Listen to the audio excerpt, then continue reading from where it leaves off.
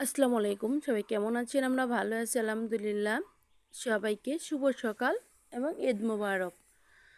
দেখেন আজকেও আমাদের এরকম সিমাই রান্না করতে হয়েছে। এত সিমাই আমাদের বাসাতে অনেক অনেক মেহমানকে খেতে দিচ্ছি। ধোয়া মাজা করতেছি, রান্না করতেছি।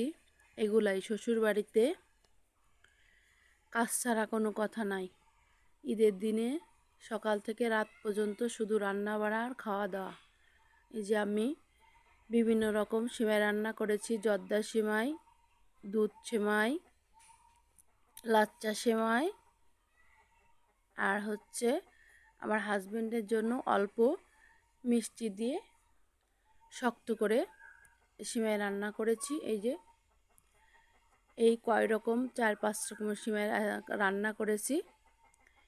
আপনারা কে কীভাবে রান্না করেছেন কমেন্ট করবেন। ভালো থাকবেন, সুস্থ